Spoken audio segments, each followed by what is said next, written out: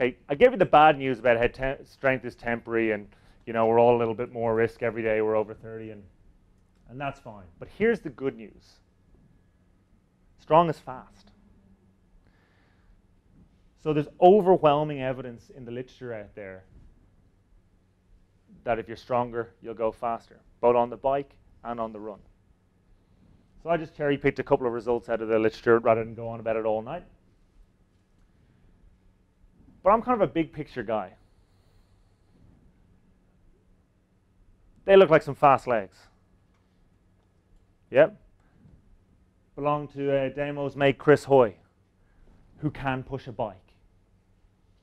Now I guarantee you he didn't get those legs from pushing the bike. That's how he got those legs.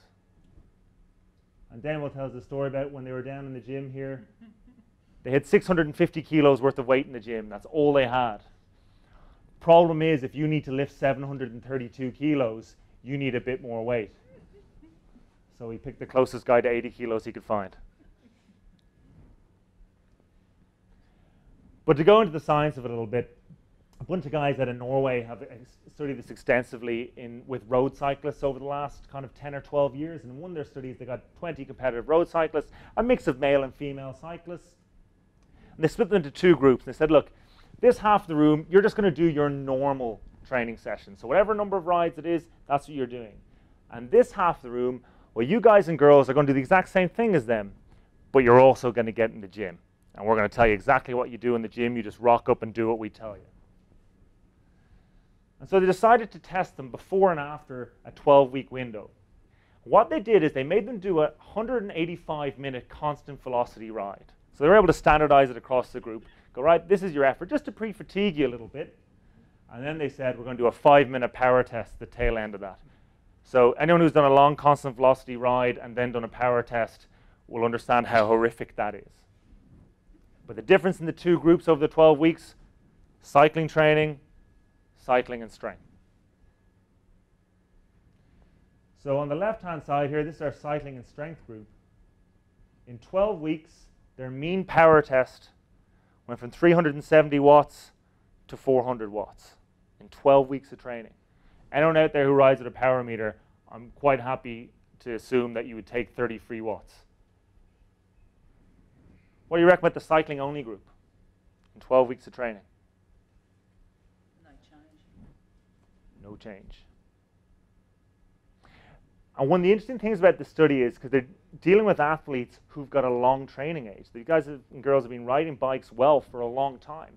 And you get to that kind of ceiling, that law of kind of diminishing returns where you've kind of tapped out your ability to maximize your cardiovascular system or whatever else. Jumpstart with getting strong. So in summary, if you want to do this, do a little bit of this. Want to go fast? Get strong. Okay, so here's the thing. That's all well and good for the bike. What about the run? So very, very similar type of study. This was done in Finland. They got 18 trained runners. And these were runners who'd been running for a minimum of 8 years of a proper training age. Proper runners, right? And they split them into two groups. They said, okay, this half of the room, you're just going to do your normal running schedule. Whatever the squad has programmed, that's you guys and girls covered. Now this half of the room, well, you're going to do the same thing, except we're going to pull back your running a little bit, get you in the gym for 14 weeks. The big thing they looked at was the time on a 5-kilometer time trial, running time trial. They looked at other things like your VO2 max and all these other metrics, but I picked the one that I thought people might be interested in tonight. Oh, it's come out a bit small. Can people see this? All right. So this is your time on a 5-kilometer time trial. And this is tested at week 0, week 6, and week 9. All right?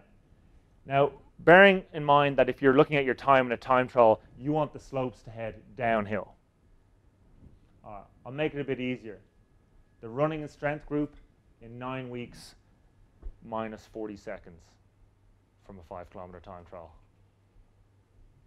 I will take 40 free seconds off my 5-kilometer time trial any day. What do you recommend the running only group? No change. So being very, very simple with this, being the big picture guy that I am, if you want to do this really well, do some of this too.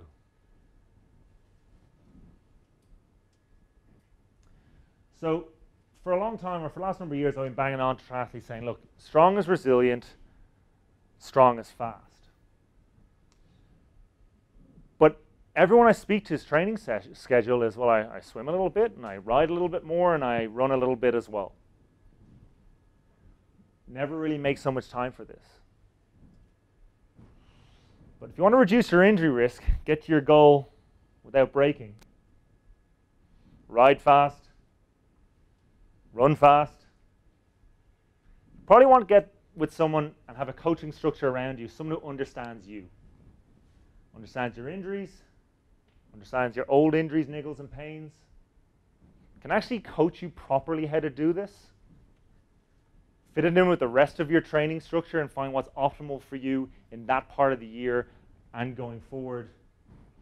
Fit it in with your life somehow and not do this to you.